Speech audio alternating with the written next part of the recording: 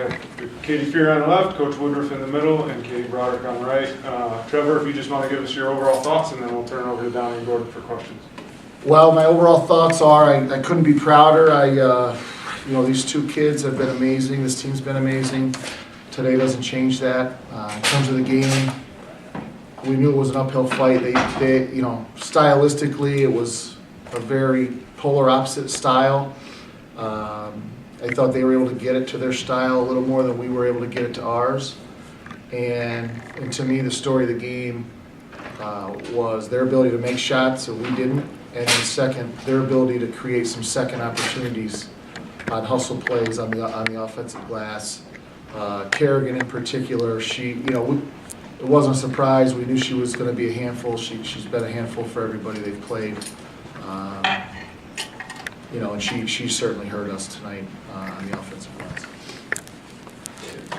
Pretty even, up into the second quarter, and then they had that 18-0 run where they kind of just couldn't miss a three. Oh, it was 18-0. Yeah, it was 18-0. Obviously, you're playing from behind at that point, but how tough is it against that kind of team to play from behind?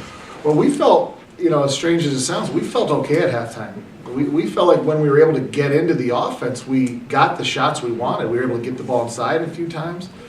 But in the second quarter, I thought not even the full court pressure, but the half court pressure increased, and we were trying to run offense from 6 or 8 feet farther out than we normally do. Now those post passes aren't open. Driving lanes are so much longer, and we just didn't do a good job of executing against it. And then on top of it, they were able to make shots. But we didn't feel terrible at halftime about where we were. Obviously, we knew it was going to be tough. And I liked the way we came out in the second half. I thought we came out and chipped away at them and gave ourselves a chance at least. The way their guards rebounded, I mean, you mentioned Kerrigan, 22 had I think she had 10. Yeah, she did. Is that something you saw on film? Obviously, it shows up a little bit in the stats, but is that something you could kind of gauge just from statistics? You have to kind of put that together on the fly, seeing how she was doing. Yeah, adding the two together, I mean, the statistics are one thing. They don't always tell you the truth, but then when you watch the film, they do match up.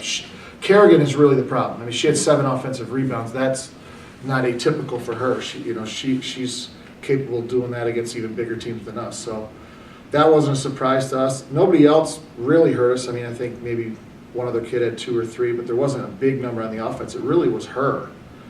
Defensively, they're a terrific rebounding team. They move well. They're well coached. They're disciplined. They all box out. There's just not a lot of flaws with them. And so you got to hope you make some shots, and we just didn't make many. We certainly didn't make enough to win the game. So. You guys got it down to 6 or 8 in the fourth quarter, and you could feel the gym starting to get louder, and it felt like that was sort of your moment. That's where it was going to happen, and then it didn't. What happened there? Well, we had it to 8 with the ball and a timeout, and I thought we had something we've kept in our pocket all season. We haven't run it once outside of practice. Okay. We were gonna look to run some action and get a shot for Bridget. I mean, in our practice, we know it's coming, and we still get the shot. So I felt confident that we were going to get a look. And then if she made that, it gets to 5, and the place really starts to rock a little bit. We just didn't execute it. There, give Choke credit. I think she was able to deflect the entry pass, and I think we turned it over again the next possession. And at that point, it felt like it was 8 or 10, but it felt like it was 15 or 18. Right. Whereas if maybe we do execute and make that shot, now they're on their heels a little bit. Right. And we give our people a reason to start to cheer. So, it didn't work out. It didn't work out. I'm not going to criticize our kids. Yeah. We're not anywhere near here if it's not for Bridget and these two. And so I'm not going to place blame on anybody else. We just didn't make the play. Yeah. Can I ask you, Coach, talk a little bit about the leadership for these two over the course of the year? From watching it, you could see that they had a lot, but what do you think about their contribution? Well, we just talked about it in the locker room, and we said that this year started last year at this exact time. We lost in the Sweet 16, and these two looked around the room and saw who was walking out, and they didn't flinch once. They took the reins of the team and they molded it in their likeness. It was an open locker room where everybody was accepted. All opinions mattered. Say what you got to say. We'll figure it out from there. The leadership that these two have shown has been exemplary, second to none in my coaching career. And I've said it a million times, I'll say it a million more. There aren't two finer girls in America. You list all the characteristics of great people, they check every box. And I'm proud of them. 108 wins in their career. That's incredible. That's incredible stuff. And we said that, eventually this feeling we have will go away. But 20 years from now, when they walk in the gym, they'll look up there and we'll be together forever. Even when we finally fix this joint, they're gonna put 2018 up there, and these two are the ones that led us there. So I can't wait to see that banner go up. You guys, you were in the locker room last year at this time, and now looking around, how happy are you with the state you're leaving the program in?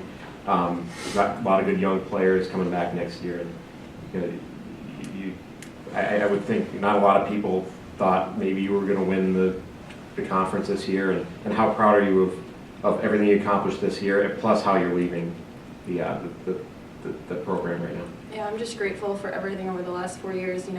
I think going into this year, not a lot of people believed we'd be in this spot besides the 14 girls in that locker room and our 3 coaches. So you give credit to Bowdoin for how they played tonight, but I don't regret anything from this season.